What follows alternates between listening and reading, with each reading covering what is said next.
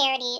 It's pennies a day for all this benefit that you're going to get. Visionaries, welcome back for another Merch by Amazon video. This time I wanted to come to you guys and do what I promised in my previous video.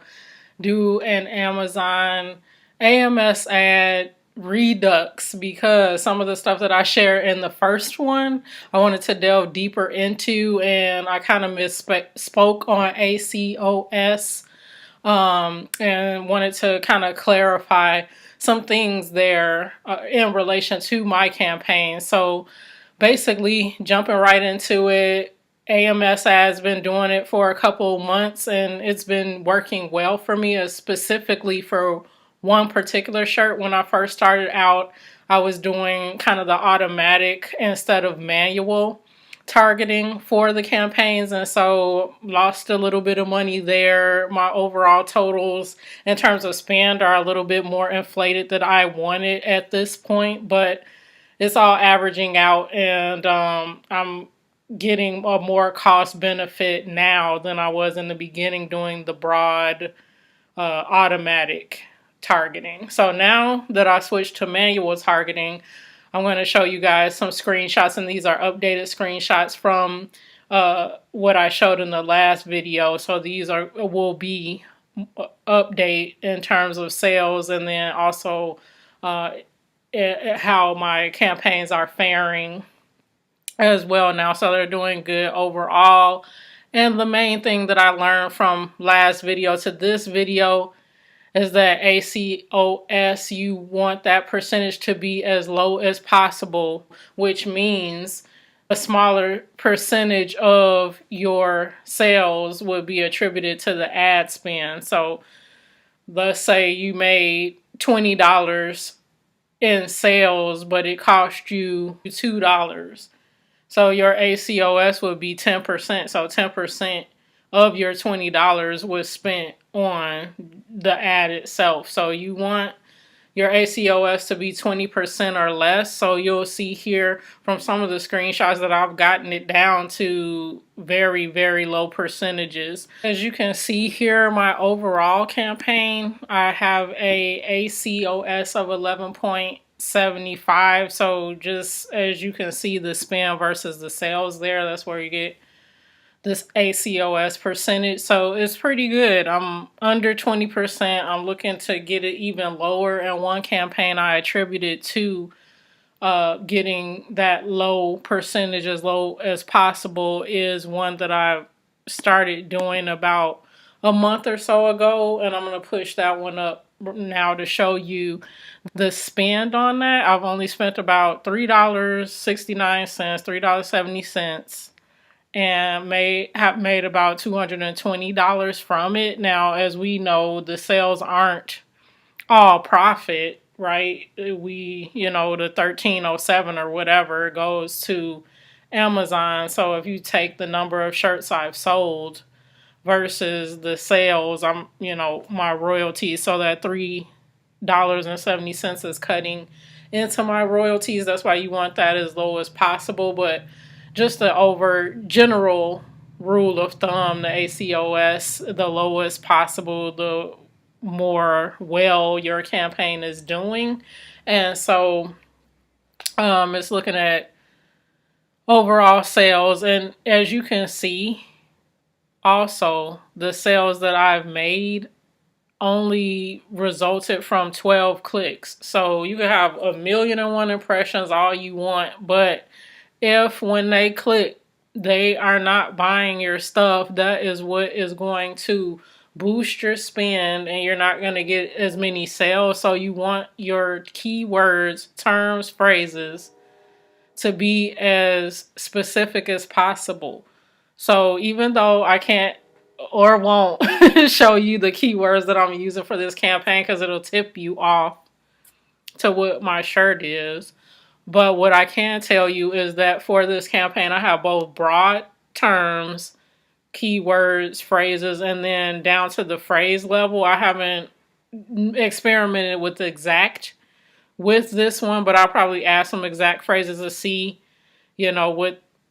how that's going to fare in terms of people clicking on it with that placement versus phrase. But I guarantee you that if you don't have any phrase related terms that's super specific and at that phrase level, that you're probably not getting the best conversion, the best ACOS that you can have here, clicks and conversions to sales. So you really want to play around with that. But with this particular campaign, I am only seeing actual clicks from the phrase level. So the broad level, I have 24 keywords, which keywords is misleading because it's a string of keywords. For most of them, I don't just have one word. I have multiple words, at least 2 or more words in each keyword.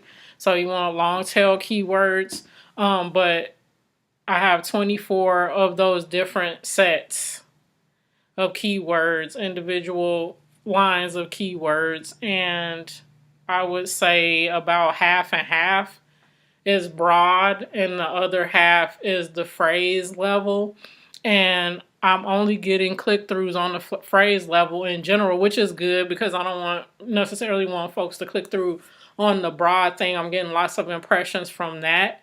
But if that's not what they're looking for, I'm hoping they don't click, because if they click and go away, then I've spent money, right, on the click, but not a conversion to a sale. So I'm probably at some point going to turn those broad terms off, which I love that AMS lets you kind of experiment with these things, and then you can turn them off when you want to, reactivate them when you want to, add more phrases if you didn't have specific phrases along the way that you want to add along the way. You don't have to start a new campaign. You just keep adding and fine-tuning, tweaking, retooling it as it goes along. So definitely you can see the results here, and overall that's bringing down the ACOS for my overall portfolio, which is great because you obviously want the most conversions for the least amount of spend. So that's what I'm seeing here.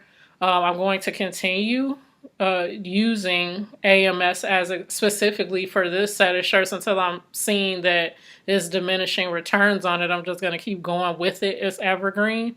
So why not keep going, not leading up to any specific holiday or trend or whatever that specific event.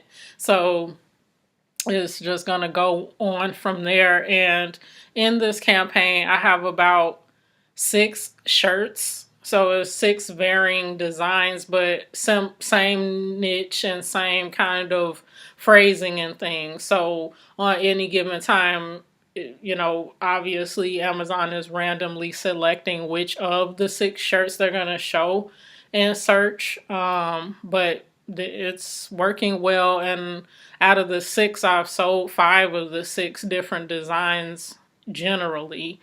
And then when I was telling you guys in the first video that even though some of the sales that I'm getting, because over the whole portfolio, the 6 designs, I probably sold about 40 to 50 of those shirts now, but obviously I'm only getting the attribution to the ad for some of the shirts. So the number of shirts that I've sold overall is like double or triple what's showing here, what's attributed to the ad. So again, I think that in addition to the paid placement, the sponsored placement, I'm also getting boost organically because the shirts are starting to sell in general. So people aren't necessarily clicking on the ads, but the ads might bring their attention to, hey, yeah, that's what I'm looking for. And let me look down the list and see, you know, if there's other variations of that shirt, other designs of that shirt, and then they'll click through on the shirt instead of clicking through on the ads. So sometimes you just kind of have to look at the sales, the boost in sales that you're getting, even if it's not attributed to the ad. The impressions from the ad may have resulted in a sale, even though they didn't click through on the ad. They went ahead and clicked through on one of your shirts as they're looking through the options. So generally, if your ROI, your spend is minuscule compared to the sales that you're getting, do experiment with ads at a budget that is right for you. Because I know when we first got access to AMS ads related to merch by Amazon, the rule of thumb was to put, 50, as I was hearing, $50 a day for your threshold. And I'm like, I'm not even selling that much per day. It's not going to even make sense for me to do that. I'll be losing more money than gaining money. So I'm not doing that. So I set my campaigns $5 a day at most. And as you can see, I was telling you guys that I've only been doing this for a couple of months. So what, 8 weeks? And I've only spent on this particular ad $3.69. So I'm not even anywhere close. It's pennies a day. I feel like I'm doing an ad for charity. It's pennies a day for all this benefit that you're going to get. So, I mean, if you are looking for a boost in sales, starting out, tier 10, tier 25, I don't even know if you guys would be eligible for AMS ads. Let me know, because I'm kind of out of touch with, how widespread when you first start, if they give you access to AMS ads or not. So folks in my lower tiers, just let us know if you have access to that, and then whether you're thinking about doing it, if you started doing AMS ads, if they work for you. Again, too, do look back on my first AMS ad video from last week, and just let me know what your thoughts and reactions to that are. I went over something similar, but these are updated analytics that you're seeing now too. So that's what I had to share for today, and just wanted to clear up the ACOS stuff, because at first I was thinking the higher ACOS the better, but then I'm like, no, it's spend. So spend versus sales, so you want that percentage to be as low as possible, meaning you're spending the least amount possible to get the sales that you're getting. So that's what's working for me now. Again, overall, my ACOS is about at 11%, and it's going lower, lower, lower as I get better at targeting these, and I've started a couple more ad campaigns since then, so I'll keep you guys updated on how that's working for me. But if you have any questions for me related to AMS ads, merch in general, just let me know, and I'll be happy to share. And then the community on here is so awesome. I have regulars like John and others that give some awesome input. Thank you guys. So keep it up in the comments below as well. And I want to show you some, I don't even know if you guys can see this, but my Absolute Venus merch. So I have that on Teespring. So the link is here in the video, in the cards, if you want some of my merch too. Actually, the one I have on, I got this from Printify for this one, and it's pretty decent quality. I like the shirt. It's a Gildan, I think 3,500. Don't let me lie about what the actual t-shirt type is, but it's really comfortable, really nice printing. This is a simple design, but I've had others, more graphics oriented designs that they printed as well, and it's pretty decent. So if you're venturing into Etsy and looking to use Printful or Printify, I use Printify. I talk about why in my Etsy video, and then the Printify versus Printful video as well. So if you haven't seen those and you're looking to diversify in POD, please do take a look at those. But that's what I had to share today. And until next time, be well and peace, family.